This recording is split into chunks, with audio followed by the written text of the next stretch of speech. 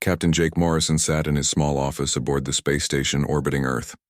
The morning was quiet, just like most days had been for the past 5 years. Earth was peaceful now. The wars were over. Humanity had joined the big family of spacefaring races called the Galactic Federation 50 years ago. Jake looked at his computer screen and saw a new message waiting. The sender was unknown, but the message was marked as urgent. He opened it and began to read. The message was from someone called Elder Kethris of the Viridian Council. Jake had never heard of the Viridians before. Most humans knew only the major alien races in the Federation. The smaller, quieter races often stayed hidden in the background. "Dear friends of Earth," the message began. "We know you do not remember us, but we remember you. 50 years ago, when your world first joined the galaxy, there was great danger. A massive rock from space was heading toward your planet. Your people did not know about it. Your technology could not stop it." Jake stopped reading for a moment. He had never heard this story before. The history book said that Earth's entry into the Federation had been smooth and peaceful. The message continued. "We saw what would happen. Your entire world would die. All your people would be gone. We could not let this happen. So we used our ships to push the great rock away from your world. We saved your planet, but we asked for nothing in return. We only hoped that someday, if we needed help, you would remember our kindness." Jake felt his hands shaking as he read on. "Today, that day has come. Our world is dying. The Cathera Empire has come to our system. They are a powerful and cruel race. They take worlds and make slaves of the people who live there. Our ships are old and weak. We cannot fight them. In 3 days, they will destroy our planet and kill all our people." The message was getting harder to read. Jake could feel the sadness and fear in every word. "We do not ask for your help. We know the Federation rules say that races cannot interfere in each other's wars. We only wanted to say goodbye to the people we saved so long ago. We wanted you to know that saving your world was the greatest thing we ever did. We hope you will remember us with kindness." The message ended with coordinates to the Viridian system and a simple signature. "With love and hope, Elder Kethris." Jake immediately called Admiral Lisa Carter at Earth Command. She was the highest-ranking military officer on Earth, and one of the few people who had been alive during humanity's first contact with aliens. "Admiral," Jake said when she answered, "I need to show you something right away." 20 minutes later, Admiral Carter was reading the message in Jake's office. Her face was serious as she finished reading. "This is real," she said quietly. "I remember now. There were rumors back then about something being deflected away from Earth. The Federation officials said it was just space debris, nothing dangerous. They lied to us. What do we do?" Jake asked.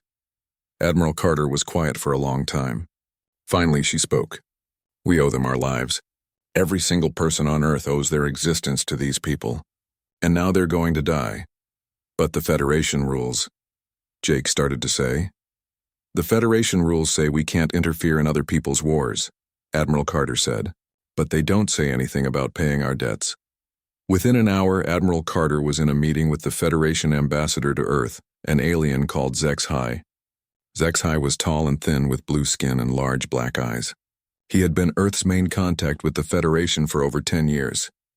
"Admiral Carter," HFY said in his mechanical-sounding voice, "I understand you have concerns about the situation in the Viridian system." "Concerns?" Admiral Carter said, her voice getting louder.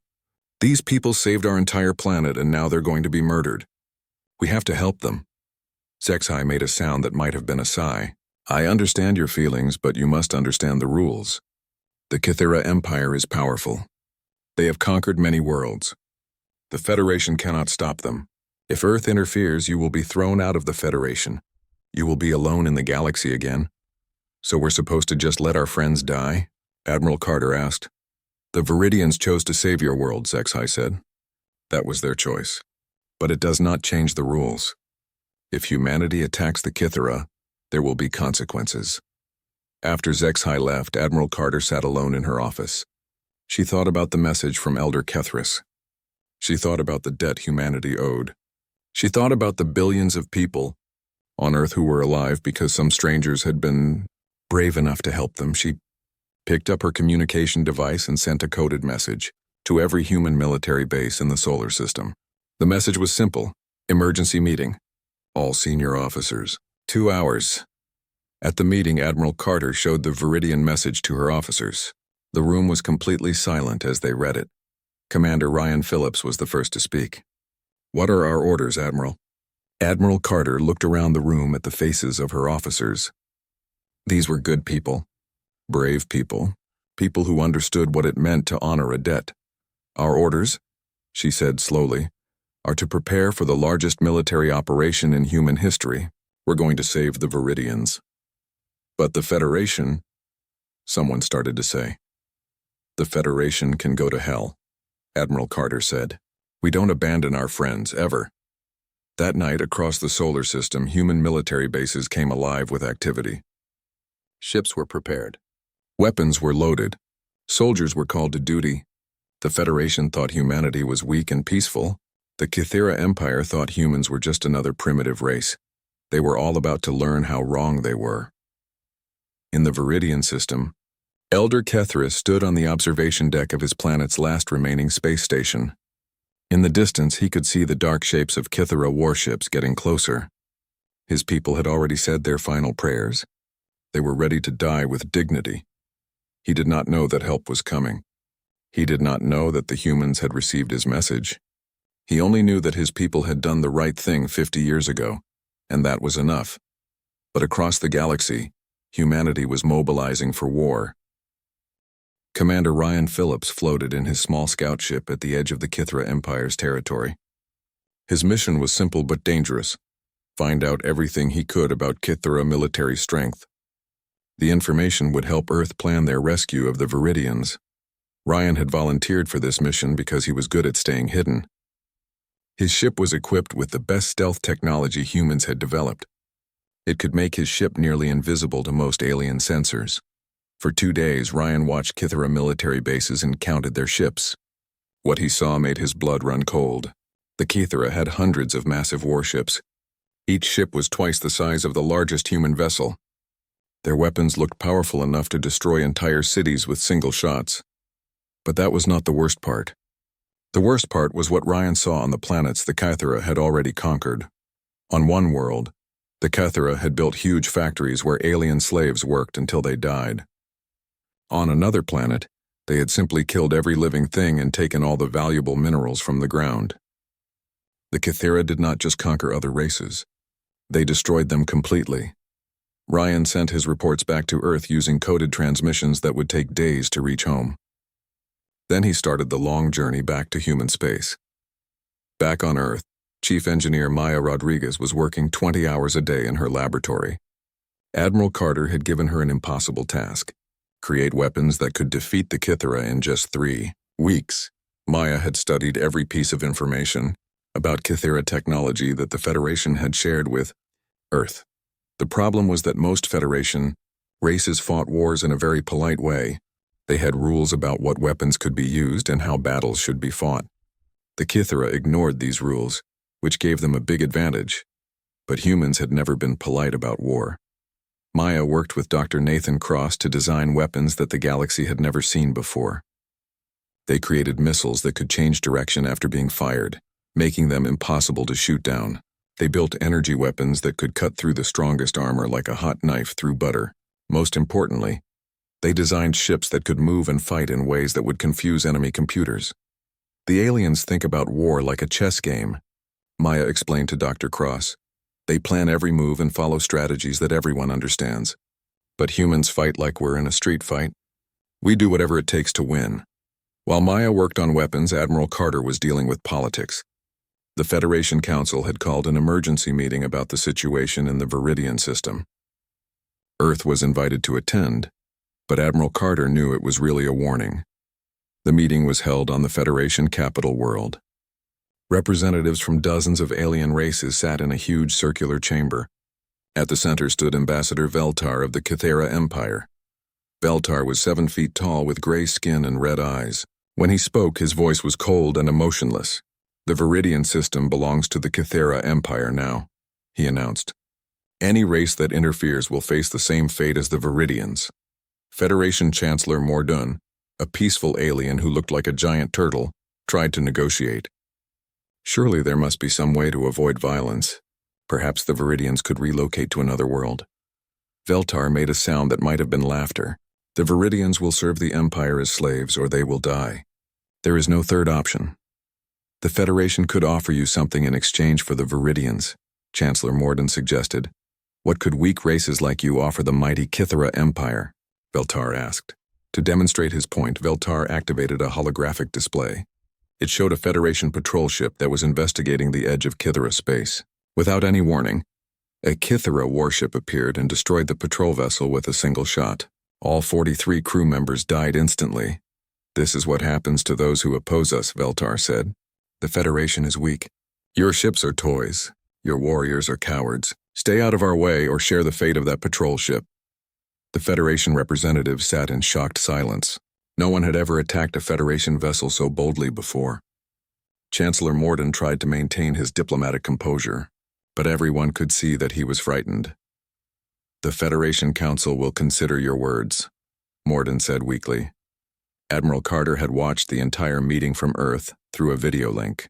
When it was over, she knew that the Federation would never help the Viridians. They were too scared of the Kythera Empire. That evening, Admiral Carter called together her senior staff for a final planning meeting.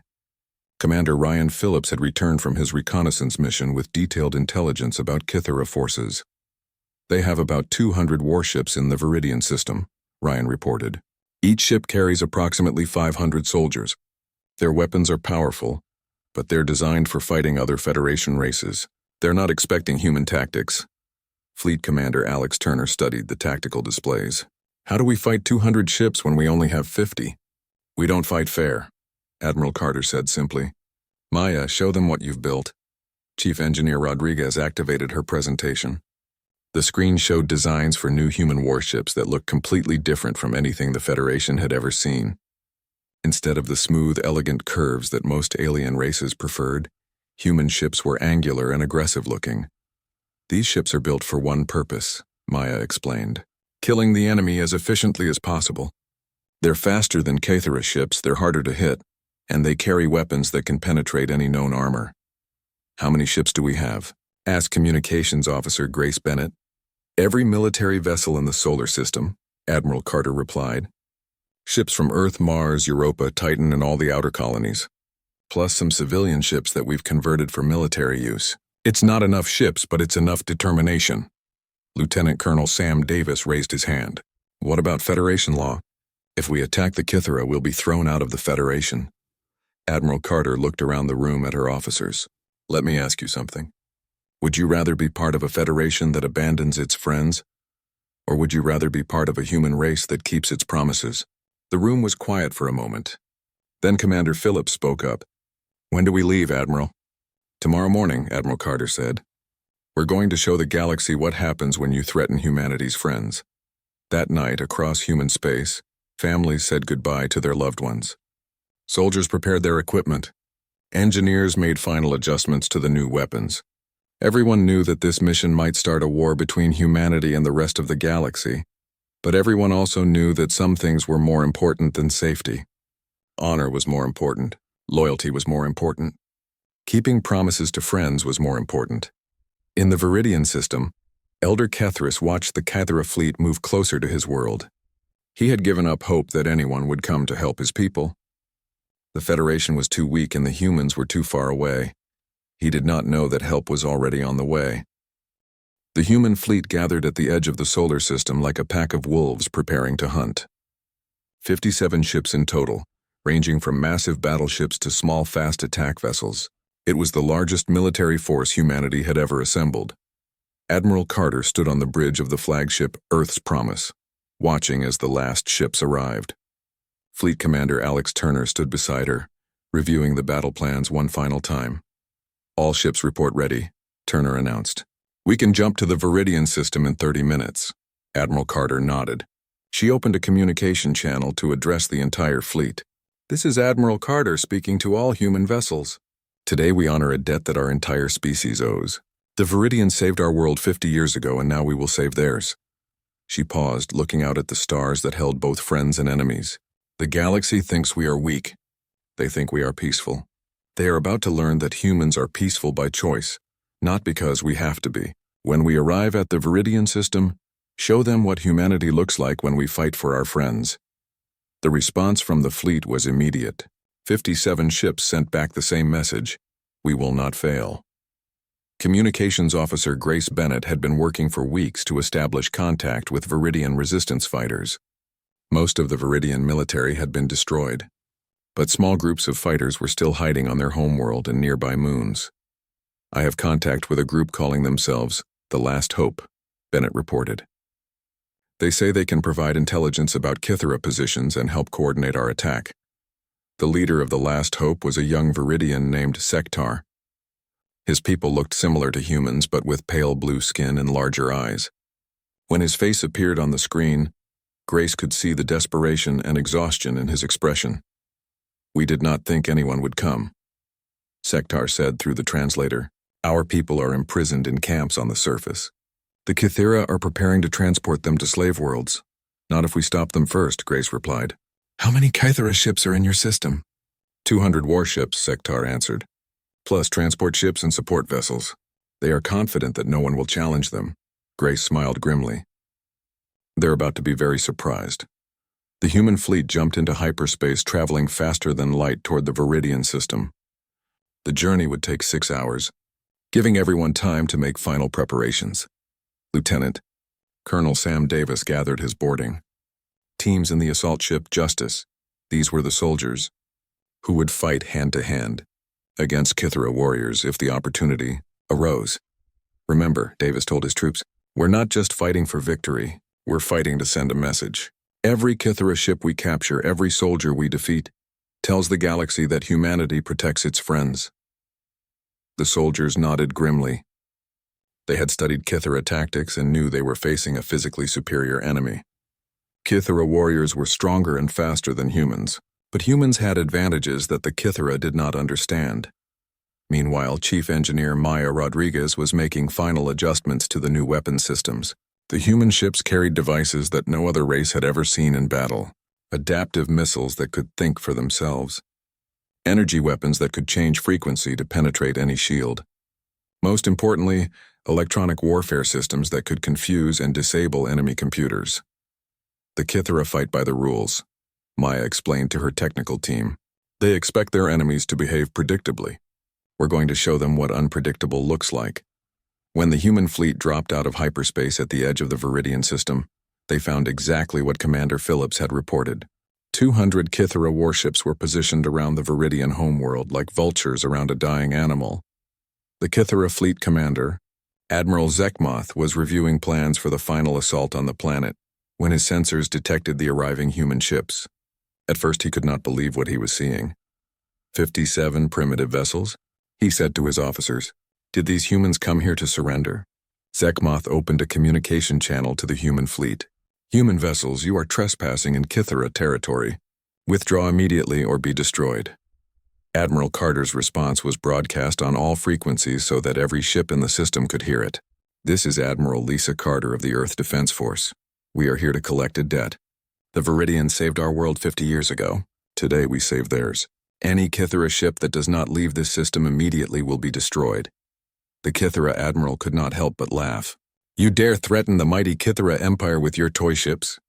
You will learn the price of such foolishness." "The only thing we're going to learn," Admiral Carter replied, "is whether you're smart enough to run." Admiral Zekmoth ordered his ships to attack. The human fleet was outnumbered nearly 4-1, but that had never stopped humans before. The battle began when Kythera ships fired their massive energy weapons at the human fleet. But the human ships moved like nothing the Kythera had ever seen. Instead of flying in straight lines and formal formations like other Federation races, human ships twisted and turned unpredictably, making them nearly impossible to hit. Maya's new weapons proved their worth immediately. Human missiles that seemed to miss their target suddenly changed direction and hit Kythera ships from behind. Energy beams that looked too weak to penetrate. Kythera shields somehow cut through them like they were made of paper. But the real shock came when Lieutenant Colonel Davis led his boarding. Parties against captured Kythera vessels. The Kythera expected human soldiers to fight with honor and follow the traditional rules of space combat. Instead, human soldiers fought like demons. They used tricks and traps that no honorable warrior would consider. They attacked from unexpected directions, They use psychological warfare to make their enemies afraid. Most disturbing of all, they seem to enjoy the fight. Within 2 hours, 20 Kythera ships had been destroyed and 15 more had been captured. The human fleet had lost only 3 vessels, and those crews had been rescued. Admiral Zekmoth watched his superior force being systematically destroyed by primitives who were supposed to be easy to defeat. "How are they doing this?" he demanded of his tactical officer. "They fight without honor," the officer replied. "They use cowardly tactics and dishonorable weapons. Then we will show them what real power looks like," Zekmoth said.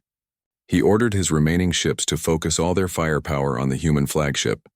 But Admiral Carter had expected this.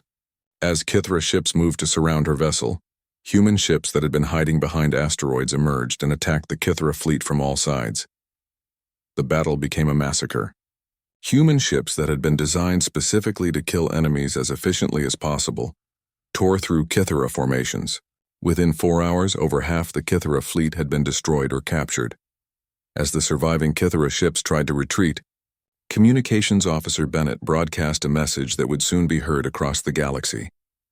The message showed footage of Kythera ships being destroyed, Kythera soldiers surrendering, and Admiral Zekmoth himself being taken prisoner. "This is what happens," Admiral Carter's voice said over the footage, "to anyone who threatens humanity's friends." Elder Kethris stood on the surface of his homeworld, watching human ships destroy the Kythera fleet in the sky above. His people, who had been preparing to die, now cheered as their saviors drove away their oppressors. "They came," he whispered to himself. The humans actually came. But across the galaxy, other races were watching the same footage with very different emotions. They were not celebrating humanity's victory. They were terrified by it. The news of humanity's victory spread across the galaxy faster than anyone expected. Within days, every major race in the Federation had seen the battle footage. What they saw changed everything they thought they knew about humans. Intelligence Officer Kate Sullivan sat in her office on Earth, reading reports from Federation worlds. The reactions were not what she had expected. Instead of praise for defeating a cruel enemy, most alien races seemed afraid of what humans had done. "Listen to this," Kate said to her assistant, reading from a report. "The Altarian Council says that humanity's attack was unnecessarily brutal and showed complete disregard for civilized warfare. The Centauri Republic is demanding an investigation into our weapons technology." Kate's assistant, a young officer named Paul Grant, looked confused. "But we saved the Viridians. We stopped the Kythera from committing genocide. Why are they upset?" Kate sighed and pulled up the battle footage on her screen. "Look at it from their perspective. The Kythera Empire had conquered 17 star systems. They had ships and weapons that were supposed to be unstoppable. The entire Federation was afraid of them." She paused the video at a scene showing a Kythera battleship being torn apart by human weapons. And then 57 human ships showed up and completely destroyed them in 4 hours. Not defeated them, not drove them away, completely destroyed them. Paul began to understand. "They're not afraid of the Kythera anymore. They're afraid of us." "Exactly," Kate said. "The galaxy just realized that humans have been holding back. All these years we've been playing by their rules, being polite members of the Federation. Now they know what we look like when we're actually trying to win." The Federation Council called an emergency session on the capital world. Admiral Carter was ordered to attend and explain humanity's actions. She arrived to find the Great Council chamber filled with nervous alien representatives. Chancellor Morden looked older and more tired than usual. "Admiral Carter, the Federation requires an explanation for Earth's unprovoked attack on Kythera forces." "Unprovoked?" Admiral Carter repeated. "The Kythera were about to commit genocide against the Viridians. We saved an entire species from extinction. By using weapons and tactics that violate every treaty of civilized warfare," said Ambassador Thindar of the Rigel Consortium. "Your ships fought like savage beasts, not honorable warriors." Admiral Carter smiled coldly. "Honorable warriors lose wars. We won." The council chamber erupted in concerned murmurs. This was not how Federation members were supposed to talk. Wars were supposed to be fought with dignity and restraint, even if that meant accepting defeat. Ambassador Veltar of the Kythera Empire was brought in under guard. The once proud alien looked broken and defeated. "The humans fight without honor," he said bitterly. "They use tricks and deception. They attack from hiding. They show no mercy to defeated enemies." We showed you exactly as much mercy as you showed the 17 worlds you conquered, Admiral Carter replied. The difference is that we were stronger than you. Chancellor Morton tried to maintain order. Admiral Carter, the Federation must consider the implications of your actions. Your weapons technology far exceeds what you reported to us. Your military capabilities are much greater than we believed. Are you saying we lied? Admiral Carter asked. I am saying that Earth has been economical with the truth about your military strength, Morton replied carefully. Admiral Carter stood up and faced the assembled alien representatives. You want the truth? Here it is. Everything we used against the Kythera, we built in 3 weeks. 3 weeks. We took some basic materials and some simple ideas, and we created weapons that destroyed the most powerful fleet in this part of the galaxy. The chamber became completely silent. You want to know why we never showed you this technology before? Admiral Carter continued. Because we didn't need to. You all play war like it's a game with rules. You fight to prove points, not to win. But when someone threatens our friends, we don't play games.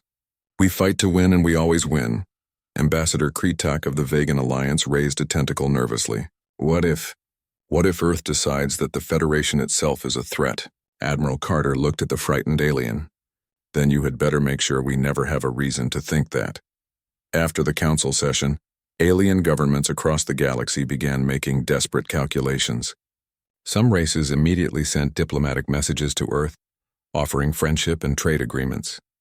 Others quietly began developing new weapons and defenses, hoping to protect themselves if humans ever turned hostile.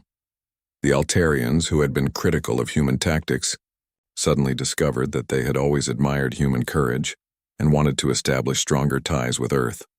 The Centauri Republic, which had demanded an investigation into human weapons, now offered to share their own military technology with their valued human allies. But the most interesting response came from the Andromedans, a race that had always been neutral in galactic politics. Their ambassador, a being called Wisetel, requested a private meeting with Admiral Carter. We have watched your species for 50 years, Wisetel said through a translator. We always knew you were different from other Federation races, but we did not understand how different until now. What do you mean? Admiral Carter asked.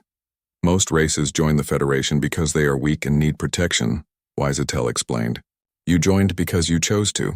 You follow Federation law because you want to, not because you have to. This makes you very dangerous to those who might wish to control you. Admiral Carter understood the implication. Are you saying the Federation sees us as a threat? I am saying that power changes everything, Wisetel replied. Before the battle at Viridian, you were junior members seeking acceptance. Now you are a military superpower that chooses to cooperate. Some will respect this. Others will fear it. A few will try to do something about it. Meanwhile, on the Viridian homeworld, reconstruction was beginning. Human engineers worked alongside Viridian survivors to rebuild destroyed cities and free prisoners from Kythera slave camps. The grateful Viridians could not do enough to thank their human saviors. Elder Kethris met with Fleet Commander Alex Turner, who had been assigned to oversee the humanitarian mission. We can never repay what you have done for us, Kethris said. You already repaid it 50 years ago, Turner replied. You saved our entire world. This just makes us even. But Kethris shook his head. No, my friend. What we did was simple. We pushed a rock away from your planet. What you did was much harder. You risked your place in the galaxy to save people you barely knew. That is not payment of a debt. That is something much rarer and more valuable. What's that? Turner asked. That is what real friends do for each other, Kethris answered. As news of the Viridian reconstruction spread, other small peaceful races began sending quiet messages to Earth. The Aquarians, who lived in underwater cities, asked if humans would protect them from aggressive neighbors. The crystal-based Siliconians requested human advisors to help them develop better defenses. Earth found itself in a position it had never expected. Instead of being a junior member of the Federation, humanity was becoming the protector of the weak and the friend of the friendless. But with that new status came new dangers. Intelligence reports suggested that some of the more powerful Federation races were discussing what they called the human problem. There were whispers of preemptive action to prevent humanity from becoming too powerful, Admiral.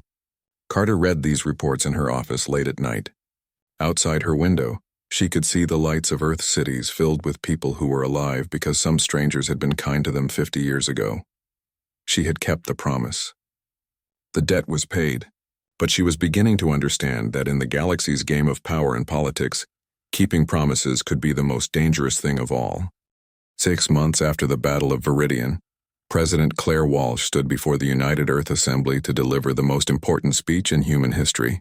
Representatives from every nation and colony watched as she prepared to announce humanity's new position in the galaxy. "Fellow humans," she began. "6 months ago we learned that our entire civilization exists because strangers showed us kindness. Today I want to talk about what that means for our future." The assembly hall was completely silent. Everyone knew that everything had changed since the Viridian rescue mission. "We have received over 200 formal requests for protection from smaller races throughout the galaxy," President Walsh continued. "We have also received several warnings from larger powers that our military actions were unacceptable. Some Federation members have suggested that Earth should be expelled or restricted in some way."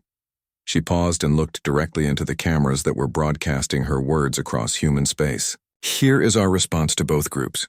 Humanity will honor our debts and protect our friends regardless of what anyone else thinks about it." The assembly erupted in applause, but President Walsh raised her hand for silence. "However, we will not become the galaxy's police force. We will not start wars or seek conquest. We will simply make it clear that threatening humanity's friends is a very dangerous thing to do. In the Viridian system, construction of the new memorial shipyard was nearly complete. The facility was built around the wreckage of Kythera ships that had been destroyed in the battle. It served as both a practical space dock and a reminder of what happened to those who threatened peaceful races. Fleet Commander Alex Turner watched Viridian and human workers installing the final components of the shipyard's main assembly bay. The facility was designed to build both defensive ships for the Viridians and new vessels for the human fleet. Elder Kethris joined Turner on the observation deck. The old Viridian looked much healthier than he had 6 months ago. His people were recovering from their ordeal, and their world was rebuilding with human assistance. "Your president's speech was broadcast here as well," Kethris said. "My people are grateful that humanity has chosen to stand with the weak against the strong." Turner nodded. "It's what we do. Someone was strong for us when we were weak. Now it's our turn. But there will be consequences," Kethris warned. "The powerful races of the galaxy do not like change. They prefer when everyone knows their place." "Then they're going to be very unhappy with us," Turner replied with a smile. Back on Earth, Intelligence Officer Kate Sullivan was analyzing the latest reports from across the Federation. The reactions to President Walsh's speech had been exactly what she expected. But that didn't make them any less concerning. "The hegemony of Tau Ceti has officially protested humanity's protection of the Aquarians," she reported to Admiral Carter. "They say that the Aquarian water worlds belong to them by right of proximity." "What did we tell them?" Admiral Carter asked. "That proximity doesn't give anyone the right to anything," Kate replied. "The Aquarians are free people on their own worlds. If the Tau Cetians want something from them, they can negotiate like civilized beings." Admiral Carter smiled grimly. "I bet they didn't like that." "They did not," Kate confirmed. "They've filed a formal complaint with the Federation Council and are demanding that Earth cease all military activities in their sector." "Any response from the Federation?" Kate pulled up another report. Chancellor Morden issued a statement saying that the Federation supports peaceful resolution of all disputes and encourages all parties to respect established territorial boundaries. In other words, they're not taking sides, Admiral Carter translated. Exactly. They're too afraid of us to support the Tau Cetians, but too afraid of setting precedent to support us either. This had become the new reality for the Federation. The galactic government that had once seemed so powerful and stable was now paralyzed by the emergence of humanity as a military superpower.